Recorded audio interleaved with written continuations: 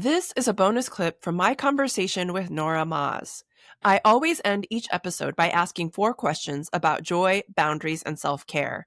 And in this clip, you'll hear Nora's answers. From what she says yes to what's hardest to say no to how she protects her 9 to 5. This is a fun and thoughtful glimpse into how she navigates balance, with a surprising note about butterflies. Before we wrap up the conversation, I do like to ask every guest 4 questions. I saw your eyebrows raise. 4 questions. Hit me. No stress. The first question, we're just gonna dive into it. The first question is, what is it easy for you to say yes to? What is easy for me to say yes to? I feel like my whole ethos is to say yes to anything that I can. Okay. Like, life is about experiences. So I will say yes to anything that doesn't cost me more than $100 pretty easy. Just like, Okay. yeah, I'll do that. If I'm not going to be like spending an entire paycheck of spending money on doing it, you can basically count me to do it. Is that bad? I mean, or if it involves heights, you won't get me to do anything involved heights or anything involving butterflies. You can count me out of those, but you can count me into everything else. Please explain the butterflies. It's my biggest fear. I don't think I ever knew this about you. Yeah. Where does the fear come from? A couple experiences. I watched an episode of The Simpsons where Homer goes on some mission trip to escape something, and he lands in an ambiguous country. A butterfly lands on his arm, and he goes, "Pretty butterfly." And then the butterfly curls into a worm and burrows into his skin. And I was too young, and it imprinted on my brain that that's what happens. And then there was a butterfly enclosure at the zoo where I grew up, and I went in and they all flew at me like instantly, and I freaked out. My mom had to like cover me with her shirt so I couldn't see any of the butterflies, and she like rushed me out of the exhibit. Freshman year of college, I was the butterfly girl because there were too many butterflies on a camping trip and I had a panic attack. And that is what people knew about me the first week of freshman year.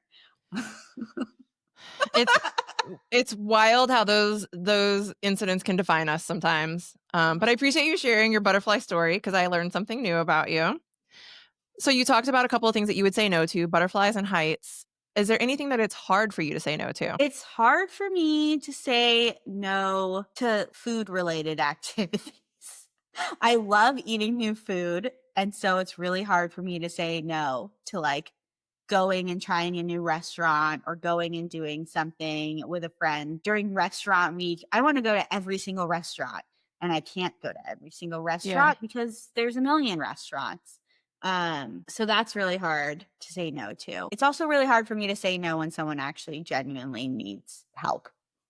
Yeah, I think that's a challenge for all of us, for sure. Yeah.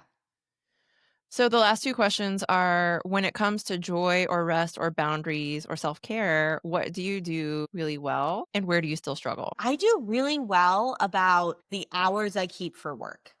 So I work 9 to 5, and you will be hard pressed to see me working outside of 9 to 5 unless it's like absolutely necessary. When I was getting my doctorate, I dedicated every Sunday to doing homework, and I don't work on the weekends anymore because of that.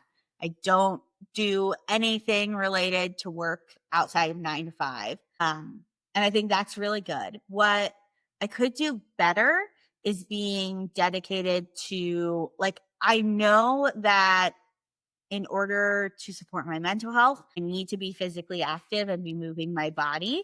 And sometimes it's the first thing I cut when I'm overwhelmed. I'm like, I don't feel like going down into the bait. I have workout equipment in my house that I use, that I love, that's for the sport that I do, that I find joy in. And sometimes I'm just like, I just don't even feel like going into the basement and rowing on my row machine. Like, it's there for me to do. Yeah. So relatable. I also cut that first often. If I feel overwhelmed or I feel busy, the first thing that will go is yoga, Pilates, the gym. Yeah.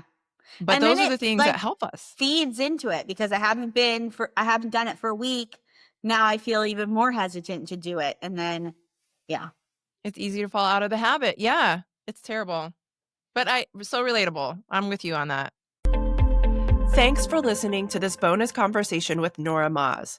I love hearing how guests answer these 4 questions. It always sparks reflection for me, and I hope it does for you too. If you enjoyed it, make sure to subscribe so you don't miss future episodes and bonus clips of Work is Third.